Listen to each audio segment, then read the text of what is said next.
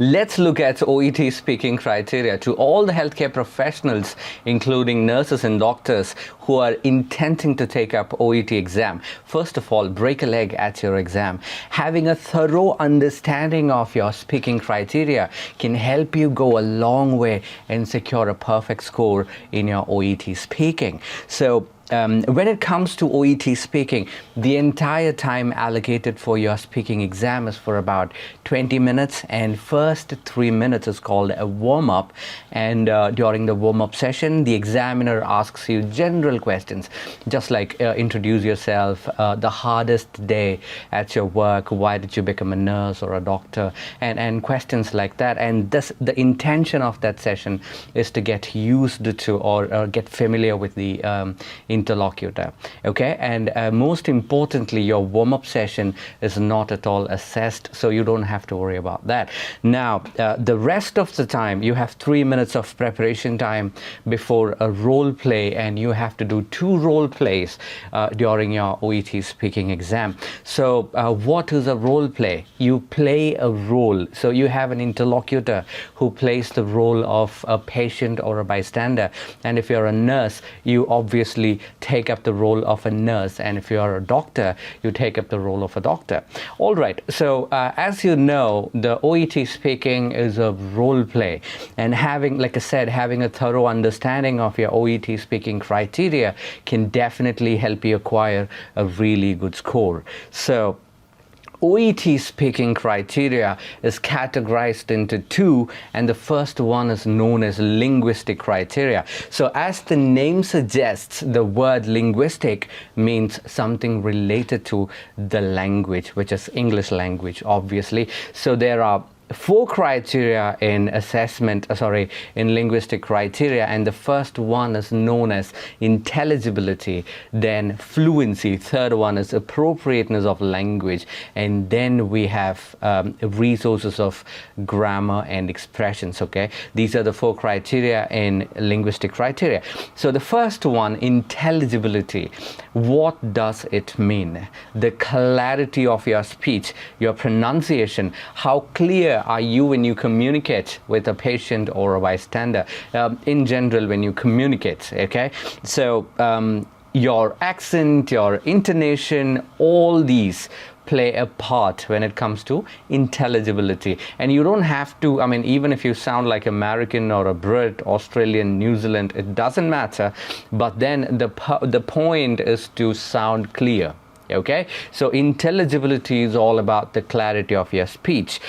Like I said, the way you pronounce, the accent you use, the intonation, basically how clearly you speak and how well your listeners can understand what you're saying. That's all about intelligibility, and you can score 6 marks for intelligibility. And in total, like I said, there are 4 criteria in linguistic criteria, and in total 24 marks. Each criterion holds a valuable 6 marks. All right. Next one is fluency. Fluency, we know it. How easy can you speak? Or do you have a habit of making foghorns? Foghorns as in your sounds, and if you have unnecessary pauses in search of grammar and words, that's called fluency. And also, you're not supposed to speak too fast nor too slow. You have to maintain a moderate rate of speech throughout your 5 minutes of conversation. That's called fluency. And as I said, fluency defines speed. You're expected to speak more calmly and with words that are very clear for the listeners. You do not have to speak too fast or too slow. Focus on speaking more calmly but without long pauses at a moderate speed, like I said. So the third one is appropriateness of language. As you can understand, your choice of words according to the situation or who you're speaking to and all that. So use of most appropriate words at the right language that conveys and given thoughts in the right manner. That's called appropriateness of language. So let's say you're having a conversation with somebody in front of or in the emergency department, or you're having a conversation at the outpatient, or maybe the patient is really distressed or really scared or worried or anxious. Accordingly, the way the words that you choose play a role in the appropriateness of language. And then we have, like I said, resources of grammar and expressions. So there, your grammatical aspects of your language is looked at, and also your ability to naturally use idiomatic expressions if it is necessary. All right, so these are the things that are looked at your linguistic criteria. And just as you know, it's really important to speak English on a daily basis to improve all the 4 criteria: intelligibility, fluency, appropriateness of language, including your grammatical accuracy. All right. The second set of OET speaking criteria is known as clinical communication criteria, and under that we have 5 criteria, to be precise: relationship building, understanding and incorporating the patient's perspective, providing structure, information gathering, and information giving. All right, so let's look at each of these one by one. First one is called relationship building.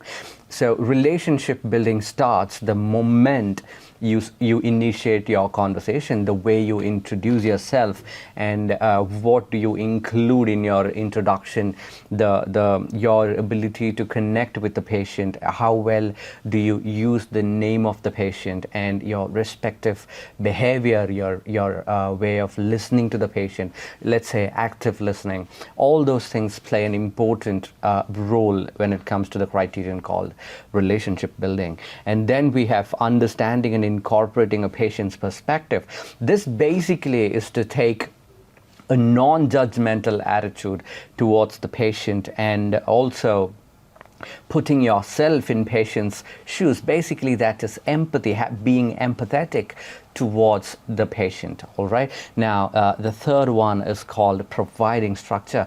Rather than putting your conversation as in a clutter, the way you organize it really well, with the intention of helping the patient to understand the conversation really well, and making sure that the patient follows everything that you said, gives you good score in providing structure.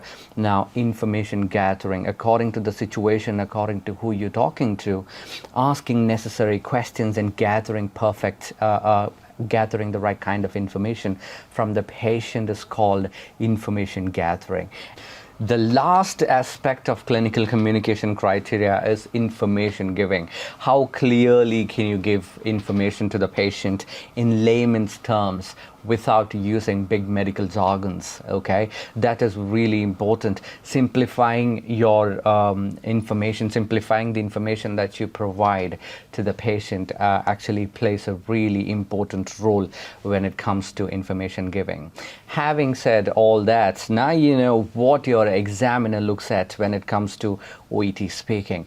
Now you need to implement all these things, implement all these ideas in your OET speaking, and practice accordingly. So get right kind of training, and accurate correction and feedback to your speaking can help you acquire really good score.